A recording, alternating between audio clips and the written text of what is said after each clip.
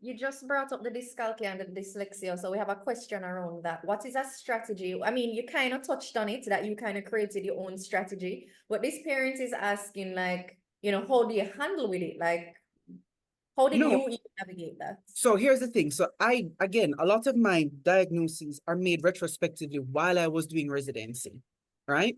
So the dyscalculia and the dyslexia, I knew that my cousin also had severe dyslexia. So to compensate for that, her mom basically worked part-time at the school to ensure that she got one-on-one attention.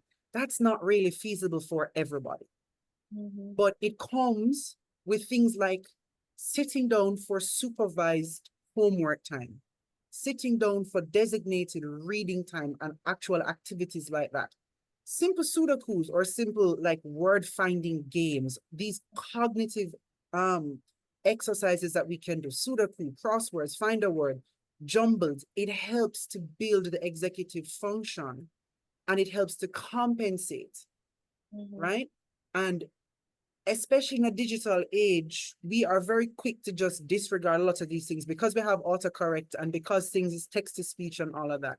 But until we slow it down, we're not really going to compensate for it. We are just going to be masking the symptoms.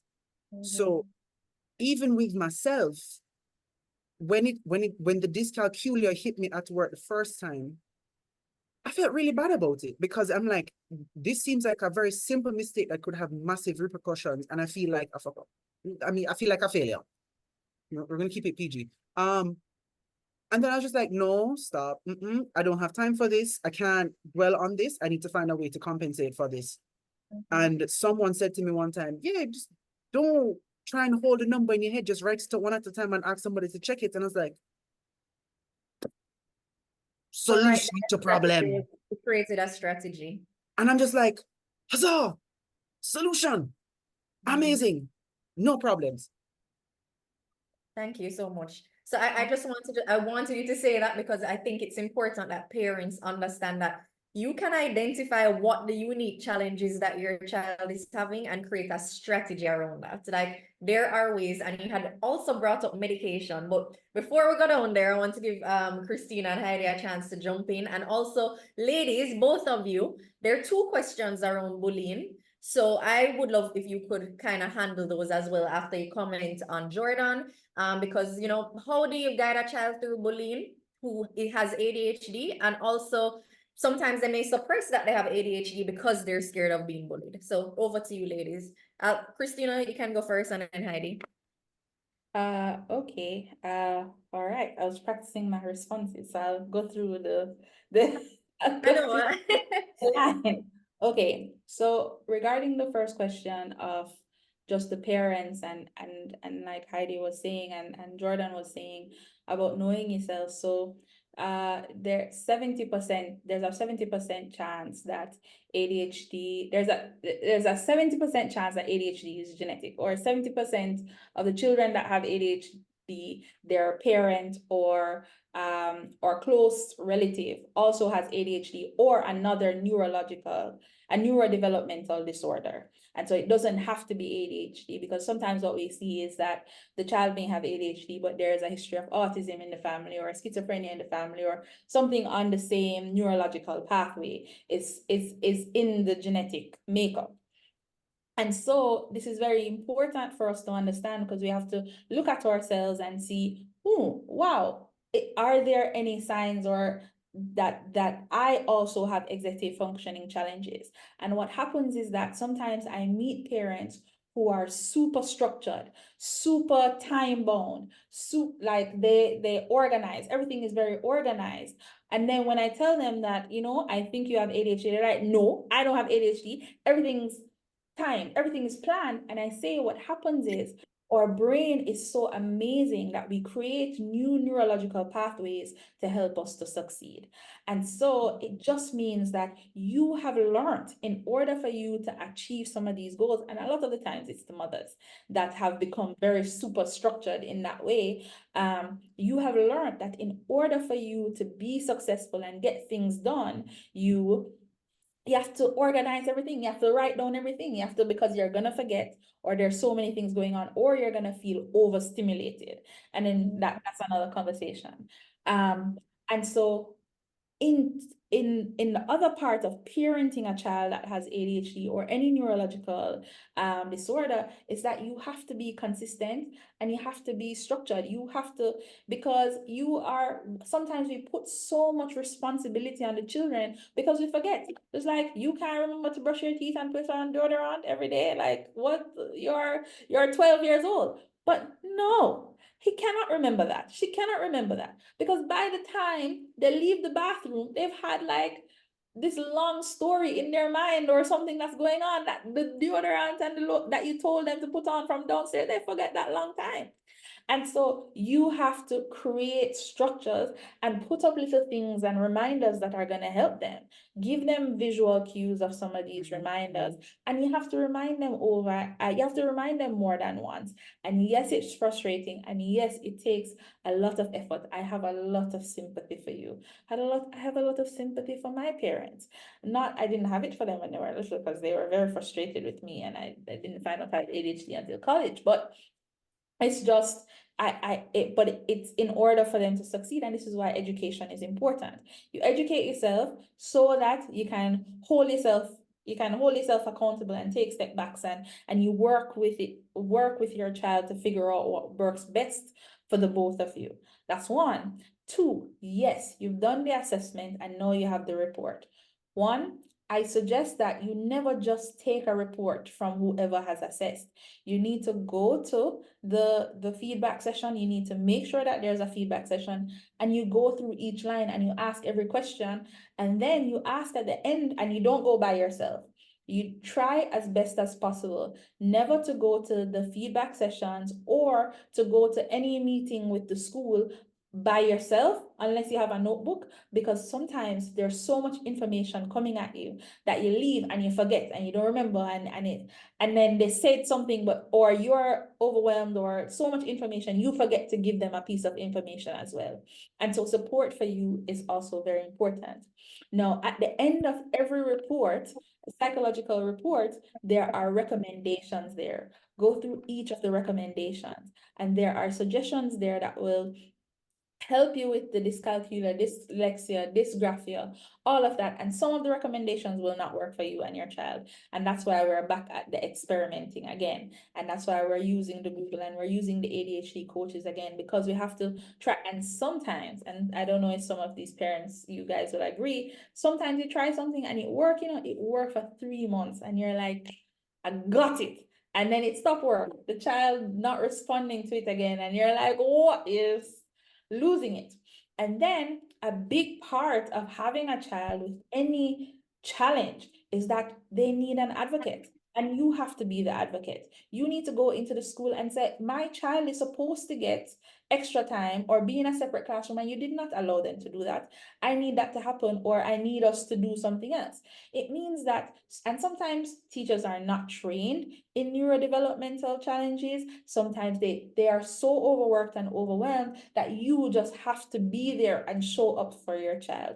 And so that means that the teacher might send them home with the 30 questions for homework, even though the report said that they must give them give them half the amount of assignments as the average. So you make your child do every other one. You do that. And we don't need to show up and show face for this teacher. Yes, and then you have to manage the report. Yes, the child is gonna do 15 out of the 30 and get 50% on the assignment. But you have to build a relationship with the child, and you go back to the teacher and you tell them, I only did this. I only allowed them to do this. Or maybe your child gets really tired at the end of the day and they cannot, at 5 o'clock when they get home, they don't have the energy to sit up and do the plethora of homework. And so you send them to the bed. And that's a part of the structure. Bedtime is 7 or 8 o'clock or whatever your bedtime is. So when bedtime comes, bedtime just come. And your child goes, and the child might have anxiety, because a lot of my girls have anxiety when it comes to assignments and teacher pleasing and performing well. And so you just say, lock the book and go to bed. And some children, they work a lot better in the morning. And that's rough for you. I know, I'm telling you things that are hard. I hear it all the time. Trust me, I believe it. But that means that maybe we go to bed at 7 and we wake up at 5 because your child has a lot of energy and they work better at 5 o'clock in the morning. And you wake up and you're doing the assignments, you are an accountability to your child. So maybe while you're making breakfast, your child is there doing the homework and the sounds of the breakfast and all of that are helping, or they have noise canceling headphones and they're doing their homework, and then they can get ready for school because that's where they're. So there's lots of experimenting. We work with doing it, and then when we work with, okay, you come home at 2:30 or you come home at 5, let's do the homework. Oh no, I want to relax. Da, da, da, da. I said, we're just doing an experiment. You do the experiment and you're not, you know it. Then you say, give them time to relax. And then you do the homework. And then you figure out, and then you sit with your child, because we're always having conversations. And we're saying, well, I know that you would have preferred to relax, but I realized that when we came home and we just did the homework, you had more time to play, and you did, and we didn't have to go over the questions 2 and 3 times. We did it 2 times and you were done. Or some children, and I work this way, I prefer to do all the work at school, because when I come home, I don't want to do anything. I don't want to do anything. And that my energy, because I already winding down from the car. And once I reach home, I'm done. And so maybe some schools have homework club, some schools don't have homework club, but sometimes maybe we stay at school and we finish the homework, or we ask the teacher or the principal if that's possible. But you are the #1 advocate for your child, because it's unfair to ask them to advocate for themselves all the time. And when you start to, and you bring them along in the advocacy, sometimes when you have to be really stern, you say, you just tell them to wait. But sometimes you bring them along and you show them how to say, no, miss, I'm supposed to do my exam in the room. And then you, and so they can advocate for themselves, and they can realize that they have rights too. And it's not because they are dumb or not as smart or not capable. It's just that they want to do their best, and to do their best, this is how they go. Some children, they have the accommodation to get extra time, especially the teenagers. But when they're in middle school, and they don't really want the accommodations because they're not going to look cool, they don't want to look different. And I say to parents, I say, allow them to not get the extra time. Allow them to do the exam with everybody else, because this is what they want. And if we are teaching them to advocate for themselves, then allow them to advocate. But then when the report comes, you don't bash the child. You say, all right, let's look at this report. And we'll go through each thing. I will say, all right, how was the test? Did this? You get 70 on this. What happened? And they say, I never finished. And you say, oh, I wonder if extra time would have helped with that. And it, and you go through, and then the next time you ask them. But when it gets close to the big exams like CSEC and CAPE, they opt for the extra time. No, we have we're doing the experimenting, we're getting the education, we're Googling, we're doing all of that to help, but it's still very frustrating. And now I want us to think about the fact that, yes, ADHD, it's frustrating and it can be challenging when we live in this kind of society, right? When back in the day, before we were in classrooms and offices and we were outside, you wanted the ADHD man on your train, right? You wanted him to be hunting, you wanted him to be looking out. He was the one that heard little in the bushes when everybody was doing other things, right? And so the ADHD mind, and I really love my mind, there is a benefit, especially in the workplace. I think sometimes parents struggle because they're like, how is he gonna work? How is he gonna have a good job or all of that? And I say, why you want to put my friend in an office, in a cubicle? Like, that's not for us. That's why I'm a psychologist. That's why when the teachers used to say I talk too much, I said, look at me. I talk every day. We need to stop running ahead. Like, we don't need to run Oh, ahead. sorry. But yes, okay, that's it. All right, well, Heidi, I'm gonna hand over to you, but Heidi, if you could just also look in the Q&A section if there's any questions you want to just answer. And then I know Jordan wants to jump on the cannabis question, and then we'll just wrap up. Cool? Yeah, I mean, Christina, as you were speaking, I think I wrote a storybook in front of me. So I am going to pivot and answer 2 of the questions in the chat and try to devier from not going into all of that. I feel like one of them ties into it, so I'll sneak something in anyway. There was the piece about the suppressing the symptoms. Is it possible to suppress ADHD symptoms out of shame and being labeled and bullied. Absolutely. Right. In North America, where I am, we hear a lot of this term called masking, right? And we see it a lot in kiddos. We see it a lot in adults, where it really is you suppressing your ADHD symptoms to show up in a way that kind of goes with the flow, right? Or you don't stand out, you don't kind of create any waves. And this has a really, devastating long-term effect and, effect in the moment as well. I think, Christina, when you were speaking about a little soapbox of mine I won't go into, is the homework after school, right? Like, our kiddos are working their little butts off all day to not get red cards, to, make, have good friendships, listen, share, sit at their desk, do all these things. And then they come home and first thing mom and dad say, or the caregivers say, is, well, bring out your homework, right? Let's get back to more work that you just struggled with all day. And one of the things that I learned, I love, Christina, how you're sharing with the parents listening, these different ways to kind of tackle that, but also understanding they've just exhausted, in most cases, a lot, if any, all of that executive function that they were able to use. And in most cases, they kind of need to decompress. I think of it this way. If I worked all day and then I work from home, but then I brought my work home and I did more work, society would say, Heidi, you're a workaholic. Why are you working so much? But yet we send our kids to school for, however many hours a day, send them home with more homework and get them to keep working on that. For us, I learned very quickly, we'll do some of the work that they didn't get done that day, but we spend our time doing things that our kids are good at, right? Guitar lessons, soccer. My older son just started playing rugby, which is so bizarre, but rugby, or something that builds up their self-esteem. So this even just leads me into the bullying. How do we as parents support our kids when they're being bullied, not just by their peers, but sometimes even by adults? And I think what Christina was talking about, doing a little bit of that advocating, I mean, mama bear turns right on, right? When an adult, makes my child feel in any way.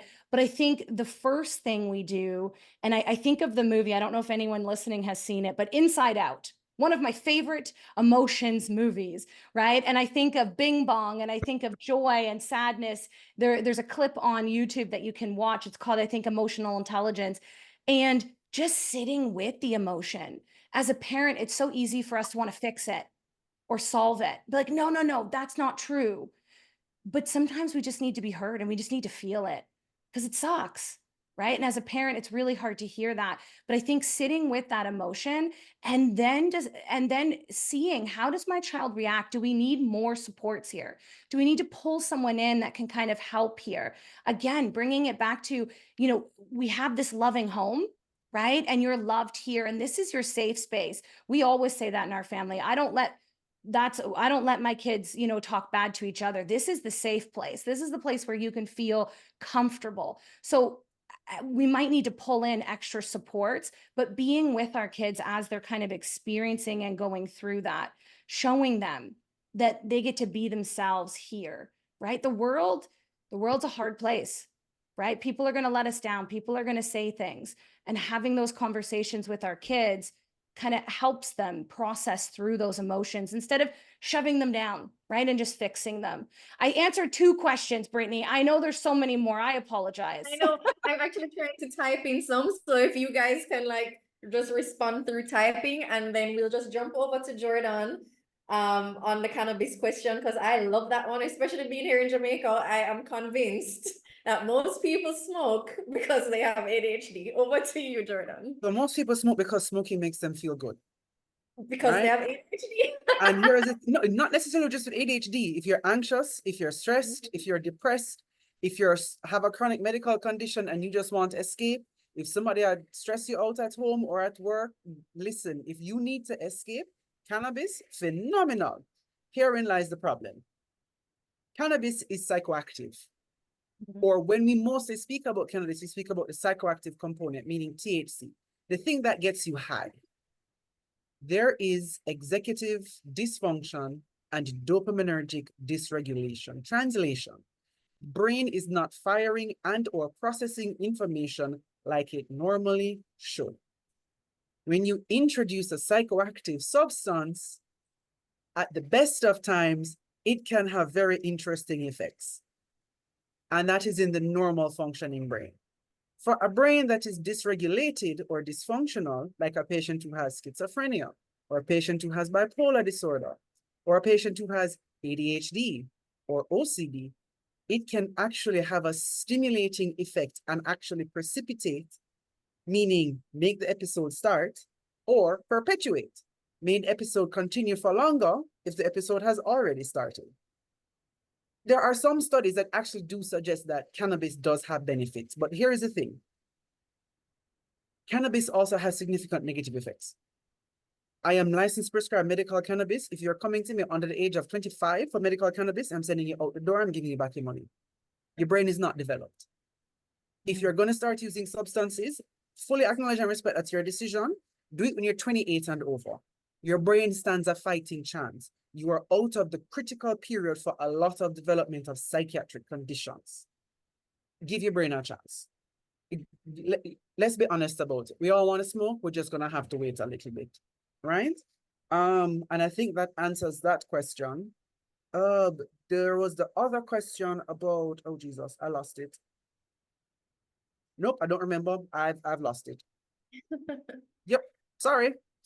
Oh, what? Yes. I know the concept of medication for parents is scary. Be advised. We do not push medication as first line. Our first line treatment is psychotherapy, talk therapy, family interventions, ADHD coaching. Here is the thing. If we're using the tools and it is still exceeding our capacity, we may need to consider low dose of chemical intervention. Yes, medication has side effects, absolutely. Just like how patients or parents don't want their children on antidepressant medication when they're depressed. The truth of the matter is, can the antidepressants have side effects? Absolutely. You know what's going to have more side effects? Untreated depression. One of those is definitely going to have a poorer outcome than the other. Same thing with ADHD. In Jamaica, we have two main medications to treat ADHD. One is Concerta, one is Wellbutrin. I'm giving you the names so you guys can go and read if you are interested in it, right? Go to your doctor, let them know, hey, I Googled these, let's have a conversation. There's nothing wrong with that, right? And there are advantages and disadvantages of each medication, up to and including cost and availability. But as someone who has taken both of them, I can 120% agree that it makes a difference. While I had laser focus on the Concerta, did not feel like myself. And that is a major problem with treating ADHD. I am trying to medicate you to an acceptable level, but you do not lose who you are as a person. I like my Wellbutrin. Instead of having 6 voices pulling on my head at the same time, I now have 3. One of them is me. So I can look and say, no, we're not doing either of these right now. We're just going to do this one, right? And then if that doesn't work out, then I can go back and say, all right, we have 2 other options. Let's think these through. I appreciate it. There's a zone of comfort that I have. I can see the ADHD symptoms on the horizon. I can step into them if I want to, if I'm bored.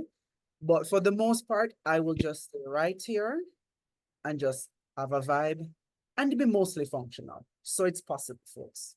If I can add to that, I think I'm a little controversial when I say that, yes, there are children that, or children, adolescents, and adults who need medication, but they don't have to take the medication every single day, because if we take the medication every single day, in my mind, it's kind of co-signing that there is something wrong with their brain.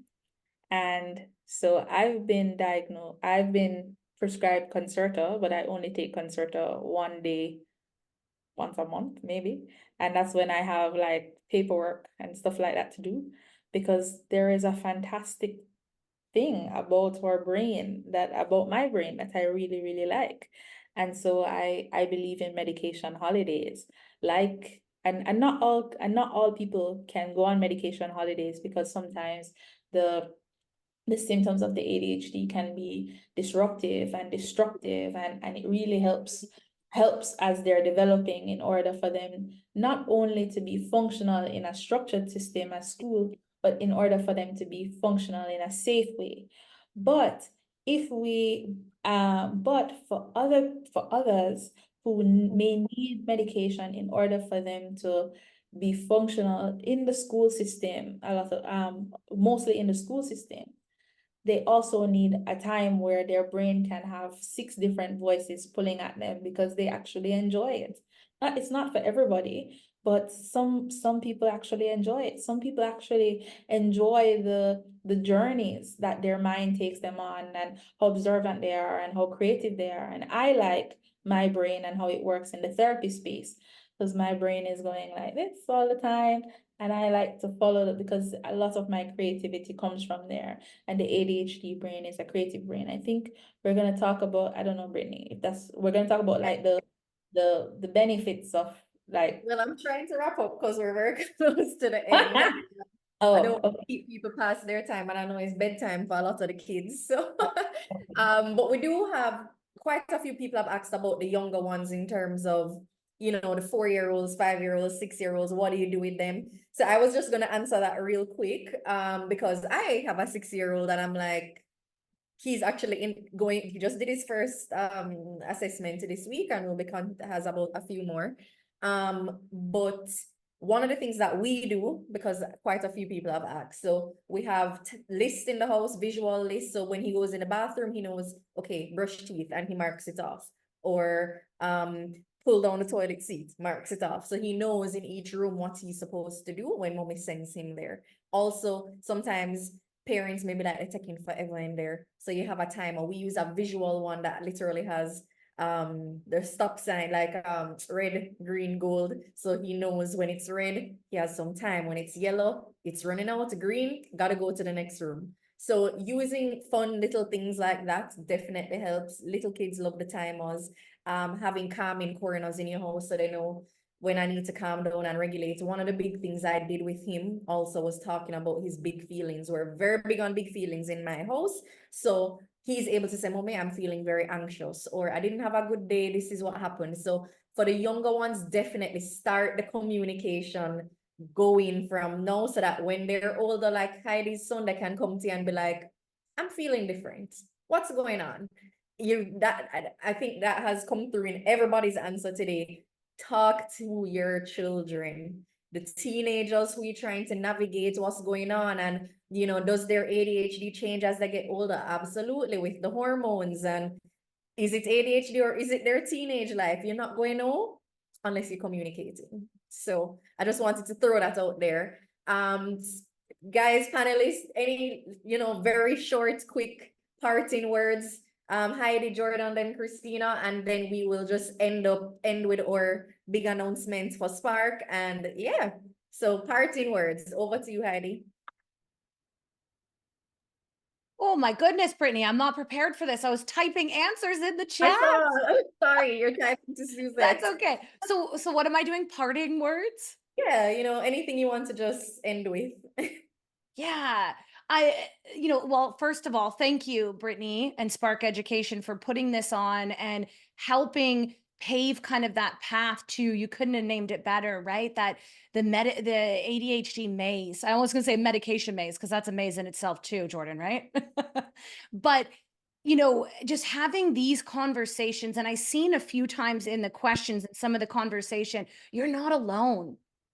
We're not alone in doing this. It takes a village to raise kids. We are raising kiddos with ADHD, and most of us have ADHD ourselves. This is hard. This is hard work, right? So recognizing that you are doing good, hard work, right? And just being gentle with yourself, being gentle with your kiddos. Just that's all I can say, is just recognizing this is hard work, and you guys are doing a great job, and you're here. You're here because you want that community. You're here because you want to learn about yourself and your kids. And that's the first step. So kudos to you. Yeah, love that for you guys. Jordan. What I will say is my perspective to parents, as someone who got diagnosed recently, it's rough. It is not hopeless. Having this diagnosis for so long, I have only recently come to terms that I have yet to fully acknowledge and accept this diagnosis, which is important for me. I used to call my ADHD some messy things, but having the time and the patience to work through it, it works. We're asking about tools and skills and strategies. And I promise you guys, there is more stuff out there than the the four of us could ever tell you. Go Google, YouTube, TikTok, Instagram, it works, right? But when it doesn't work, don't panic. It's the same for medication. If one medication doesn't work, do not panic. We have options. We will work. It just takes a little bit of time. And it can be stressful, I get it. But I promise you, once you find the right balance of either medication or psychotherapy tools or both, you're just going to see a level of function that is almost concerning as to how functional someone can actually be. And just allow them to be. I'm 35. I've picked up archery this year. Why? I don't know. I am good at it. Shout out to ADHD. We are all going to find random things that we want to do, and the hyperfixation can be bad or good. We're just going to roll with it, folks. All right? Love that, Jordan. Christina, a quick wrap up. Oh, okay. I will, I guess, echo kids do well if they can. And so we are just responsible as coaches and psychologists and psychiatrists and parents to help to give them the tools so that they can do well. Their challenges aren't a malicious attack on us. And while it might be frustrating and we wish things were different, we have to take the step back and to get educated, as everybody said, and ask for help and talk to the teachers so that we can support them and support ourselves. And I guess that's quick. Yeah. Thank you. Thank you, all of you. It's so funny because like when I selected the speakers, I did not realize all of you had ADHD. So it's kind of like serendipitous. So I love that for this conversation. And so it also shows the parents like my child can become a successful adult. So big up you guys too, the speakers. So thank you. And I want to just go quickly into sharing with all of you that Heidi also has shared her children's book, and so it will be emailed to all of you tomorrow. In addition to, Kayla is showing it on the screen, so you'll get that, as well as an invitation to the Spark community, which is essentially what I am sharing and announcing with all of you today. You know, it's important to keep the conversation going. Parents need support. Parents, you know, once they get that diagnosis, it's like, what do I do now? And as they navigate all the way up to adulthood, like, how do I help my child? How do I help myself? And so for the past year, I've worked on creating a parent community and for all of you. And so I'm gonna have Kayla just bring up the video just to show you. And tomorrow you'll also get in the email an invitation to join. And all of you get a special introductory access link. And so yeah, here's the video. And then we will wrap up. Go ahead, Kayla. Kayla, you have to unmute.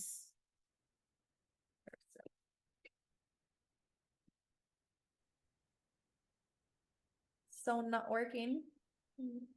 Has to share your computer sound. Yeah. Kayla, we're not hearing it. Okay, hold on. Let me see something. Sorry about that, guys. I see hearing. But don't worry, we've got your back. Okay, we're hearing it now, so you just have to start over.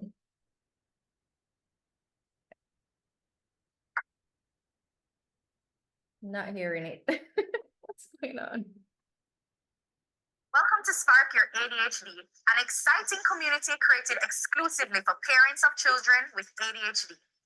Raising a child with ADHD can be challenging, but don't worry, we've got your back. Join our vibrant community of like-minded individuals dedicated to supporting each other through every step of the journey.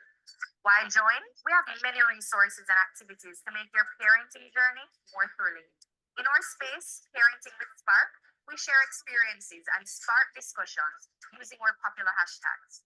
Our personalized coaching sessions are designed to provide you with the customized supports you need, tailored to your unique requirements.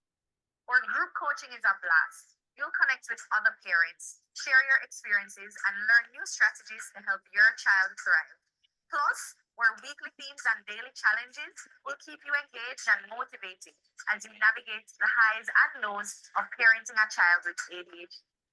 Spark Your ADHD is a great platform to connect with other parents who understand your challenges.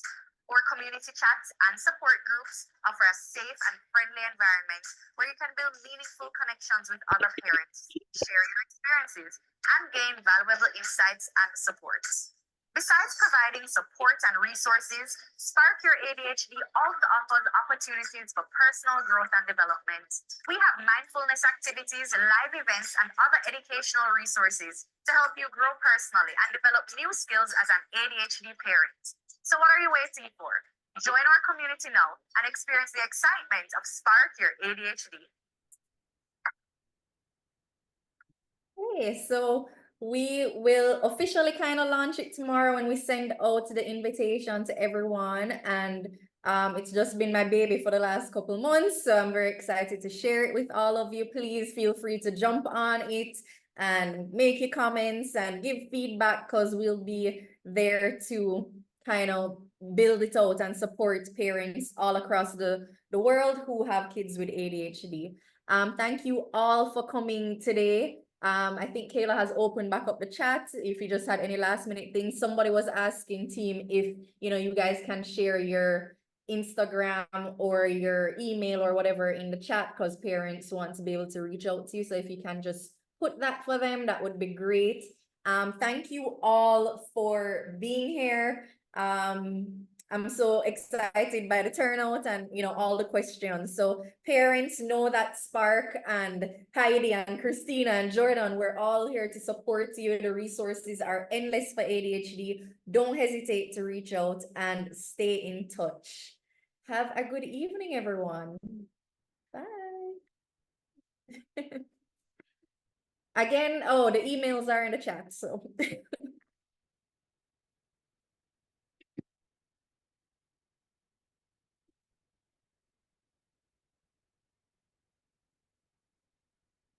bye, everyone.